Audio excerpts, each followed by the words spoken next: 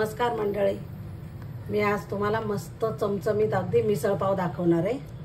तर त्याच्यासाठी बघा हे मटकी आहे की ते छान मोड आलेले आहेत बघा, गावठी मटकी मस्त मोड आलेले आहेत एकदम। आणि त्याच्यासाठी मी त्याच्यामध्ये घालणार आहे चणे, मोड आलेले चणे थोडेसे, आणि मटार आहे थोडंसं फ्रोझन मटार आहे। तर हे तिन्ही मिळून मी उकडून घेणार आहे, आणि कांदा टोमॅटो लागेल आपल्याला। तर मी दाखवते कशा पद्धतीने मी करते ते। कुकर घेतलाय मी स्वच्छ धुवून, त्याच्यामध्ये चणे टाकते आधी म्हणजे चांगले शिजतील खाली। आणि आता मटकी मी धुवून घेणार आहे थोडीशी। तर मी मटकी घालणार आहे, धुवून घेतली मी स्वच्छ, आणि वाटाणा घालणार आहे। ते आपल्याला उकडून घ्यायचंय मस्त। थोडंसं मीठ टाकायचं,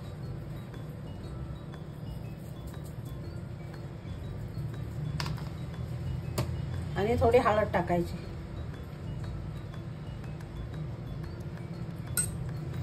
आणि 2 शिट्ट्याच करून घेणार आहे, जास्त नाही। गरम पाणी ओतायचं थोडं।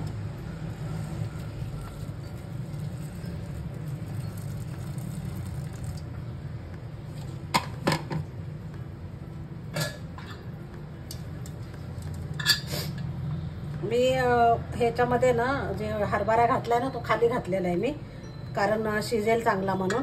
आणि नंतर मटकी, आणि नंतर आपला फ्रोझन मटार आहे। तर आता याला 2 शिट्ट्या करून घेते मी 2 कांदे घेतलेले चिरून, आणि 1 टोमॅटो घेतलेला आहे। कांदे मोठे असतील तर 2च घ्या, नाही तर 3 घेतले तरी चालतील। 2 ठेवले मी, या आकाराचे घेतले मी कांदे। तर आता मिसळ करायला घेणार आहे मी। तेल ओतायचं, तेल जरा याला जास्तच लागतं मिसळला, थोडंसं जास्त वापरायचं। तुम्हाला कमी हवं असेल तर कमी पण घालू शकता, पण थोडं जास्त असेल ना तर छान लागते मिसळ। मोहरी टाकायची भरपूर, जिरे पण टाकायचे भरपूर,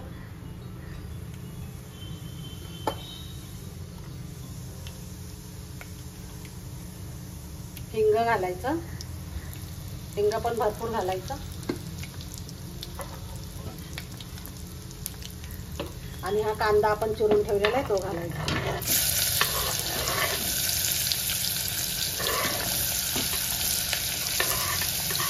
टोमॅटो 5 मिनिटांनी घालायचं।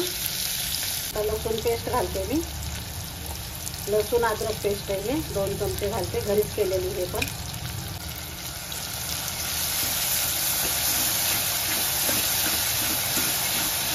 आणि आता टोमॅटो टाकायचा, कढीपत्ता टाकायचा, मी धुवून वगैरे घेतलेला आहे।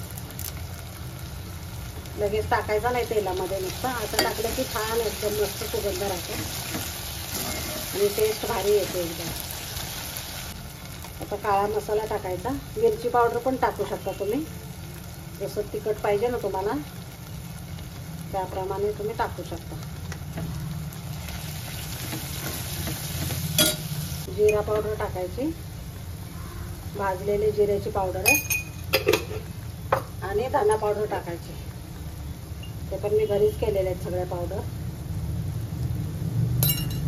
हळद टाकायची, हळद आपण ते शिजवताना पण टाकलेली, त्याच्यामुळं थोडीच टाकायची हळद याच्यात। आता 1 चमचा गोडा मसाला टाकते मी।